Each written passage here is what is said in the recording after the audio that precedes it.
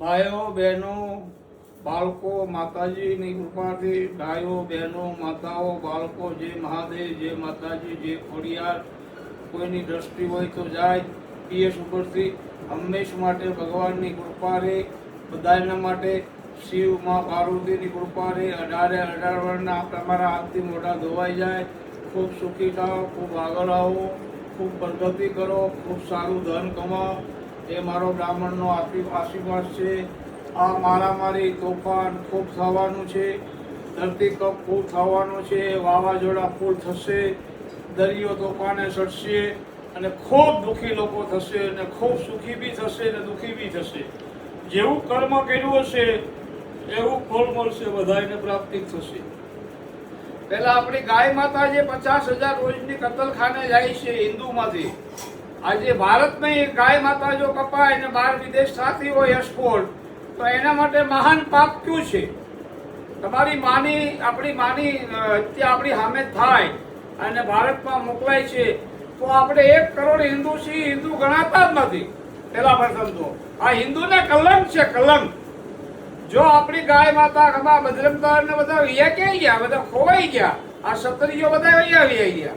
હંમેશ માટે ગાય માટે જાગશો તો તમારા ધંધામાં, કમાણીમાં, બધી રીતે તબિયતમાં હેલ્પ રહેશે. બાકી કાંઈ બસશે નહીં, કાંઈ રહે બી નહીં. ગાય માતા એનો બદલો વૈયા લીધા વૈયા રહે નહીં. ગાય માતા તમે જેમ તેમ નહીં માનતા. એ માં છે, એની મર્યાદામાં છે. હંમેશા માટે ગાય માતા છે, એની મર્યાદામાં રહે છે. આજે સત્તાધારથી જો કાઢો મુંબઈ કતલખાનામાં પાછો આવ્યો હતો અને એનું કતલખાનું બંધ થઈ ગયું હતું. એ માતાજી ગમે ત્યારે જાગી જ જશે અને બધાના કતલખાનામાં જ બંધ કરાવશે. તમે કોઈ હિન્દુ કે માનસિક બંધ નહીં કરાવો. મારી માં જયારે જાગશે ને ત્યારે કોઈનો તમારો ક્લાસ નહીં લાગે. અને ભક્તો યાદ કરજો ને, ગૌ હિસ્સો ખાય એનો નરકમાં 1000 વર્ષ રહે. એનો ક્યાંય પાર જ નહીં આવે. ગૌ હિસ્સો, એક સોસાયટીનો પૈસો, એક બેન દીકરીની દલાલી. હંમેશ માટે કહેતો આવું છું, મા બાપને આશ્રમમાં મૂક્યા હોય તો લઈ આવજો.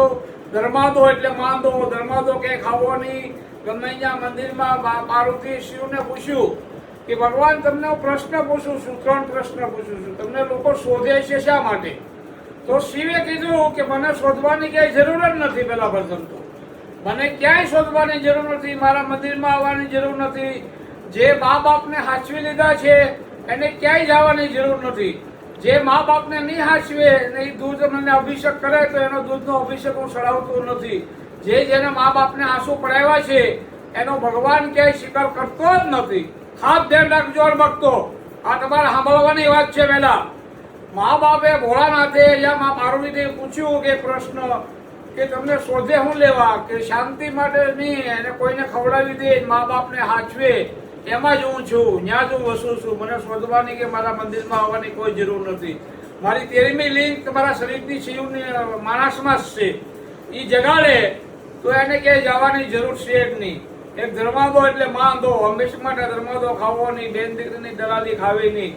આ ખાસ ધ્યાન રાખજો. અને ભક્તો તમને હું ખાસ કહું છું, યાદ કરી લેજો.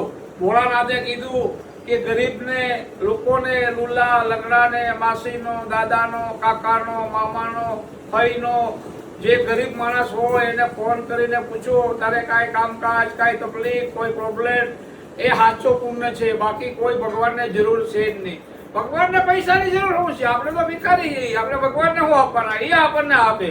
આપણે 2 હાથ આપ્યા, 2 પગ આપ્યા, 2 આંખ આપી, એટલી બુદ્ધિ આપી, શરીર આપ્યું સારું, બધું ભગવાને આપ્યું. જલમ મરણ આબ ગાબ મેં મોંઘાઈ, 6 વસ્તુ ભગવાને એની પાસે રાખેલી છે. બાકી બધું માણાને હોપી દીધેલું છે. એટલે ભગવાને એમ કીધું કે મા બાપને પહેલા હાચવો તો જ હું તમારો દૂધનો અભિષેક સ્વીકારીશ, તો જ તમારો લોટો સ્વીકારીશ, નકર સ્વીકારીશ નહીં. આ મારા શિવની કૃપા છે. શિવ છે, આપણે બોલે શિવ છે. જીવ ને શિવ બેનું મિલન થાય. મહાશિવરાત્રી આપણે એ માટે મનાવીએ છીએ, જીવ ને શિવ બેનું મિલન થાય છે એ માટે આપણે બનાવી રહ્યા છીએ મહાશિવરાત્રી. એટલે ખાસ ધ્યાન રાખજો. હંમેશ માટે મારે તમને એ જ કહેવાનું છે કે સમજી જાઓ, ગાય આપણી માં છે, એ કામદેશ છે, ધરતી આપણી માતા છે. હંમેશ માટે ભારત આપણી માં છે. માતૃદેવો ભવ, પિતૃદેવો ભવ, આચાર્ય દેવો ભવ. પહેલું સ્થાન ભગવાનનું, બીજું માતાનું, ત્રીજું ગુરુનું.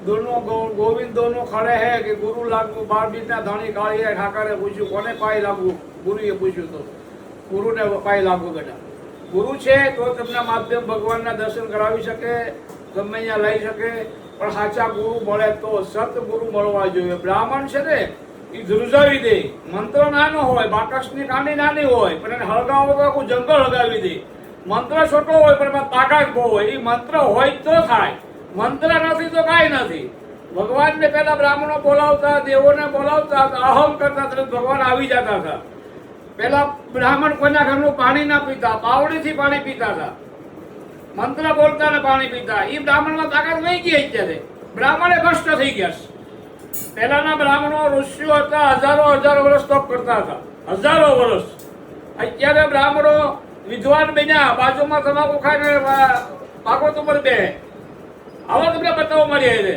તમાકુ ખાઈને મોઢામાં માવો રાખી અને કોઠી ઉપર બે અને પછી જ્ઞાન આપે પેલા તું તો જ્ઞાન લે તું તારી માને મારીને તે તોડી નાખી હતી ઈ પેલા જ્ઞાન લે સમજ્યા પેલા મા બાપ ને હાચો તમે ગમે એટલું લોકોને જ્ઞાન આપો છો પણ પોતે જ્યાં સુધી સ્વીકાર નથી કરતા ત્યાં સુધી કોઈનું જ્ઞાન તમને કોઈને લાગતું નથી જ્ઞાન એક જ લાગે કે તમને સાચા ગુરુ મળે ને સાચા ગુરુ ઘરે બેઠાથી સંભળાવે એ સાચું જ્ઞાન છે બાકી કોઈ અતિથિ આવે એને ભોજન આપી ગયો એ થાળી એને જમાડી ગયો એનેથી કોઈ મોટું પુણ્ય નથી તમે હોમ કરાવો છો પૂજા પાઠ કરાવો છો શા માટે કે તમારા મૂળિયા ઊંડા જાય તમારી પેઢી તરી જાય એટલે તમે બ્રાહ્મણોને ખવડાવો છો પીવડાવો છો પૂજા પાઠ કરાવો છો બાકી જે વિધાતાએ લેખ લખ્યા છે એમાં કોઈ મેઘ મારવા વાળો મળી જાય છે એવું નથી મળતું એમ પણ એ સાચા ગુરુ મળે તો એ અમારે અમરેલીની અંદર એક ગુરુ થઈ ગયા હતા સત અમે દાદા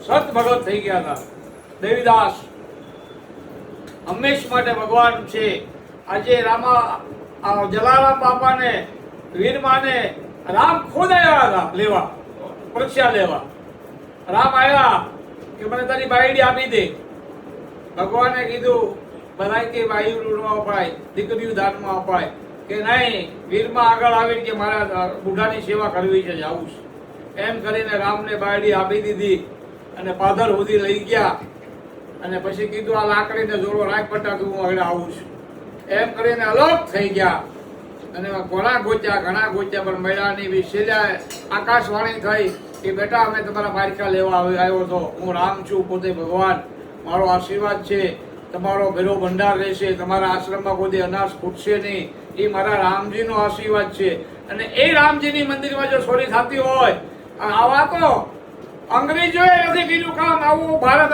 ભાજપે કર્યું સમજી લેજો અંગ્રેજી આવું કામ નથી કર્યું ચોરીનું આમાં 3 વ્યક્તિ જ છે બાકી તો બધા દાડિયા છે સમજી લેજો ખાલી 3 જ વ્યક્તિ છે મેન બાકી બધા દાડિયા છે અને એ મેં કીધું એમ ખોડિયા છોડશે નહીં એને 2 દીમાં એનો પરસો આવશે એને પાપ છોડે પણ બાપનો પાપ છોડે પણ પાપ નહીં છોડે આ ખાસ ધ્યાન રાખજો ભક્તો જે રામજીના મંદિરમાં ચોરી કરવી ભગવાનના મંદિરમાં ચોરી કરવી એટલે ક્યાં ઘરની નાય છે આ જે લોકોએ બીજાએ સીધી મુંબઈથી 12,000 કરોડનો હાર આપેલો 1200 કરોડનો હાર ઈ નહીં કોઈ વસ્તુની બધું ચોરી ગયા આ સરકારની જ ભૂલ છે મેન સરકારે ટ્રસ્ટ બનાવ્યું શા માટે સરકાર ટ્રસ્ટ હોવું જ ન જોઈએ એમાં સાધુનો ટ્રસ્ટ હોવું જોઈએ અને સારી વ્યક્તિ હોય અત્યાર સુધી ક્યાં કરતા બધા એટલે કહેવાનો મિનિંગ એ છે કે એનું વાસ્તે ગાતા વાસ્તે આવશે એને ભગવાન રામ છોડશે નહીં મારું હનુમાન નહીં છોડે રામ તો ભગવાન છે કોઈને મારતા નથી પણ મારું હનુમાન ગમે જલ્દી પેદા કરશે બધાને ઓમ નમો નારાયણ જય સિયા રામ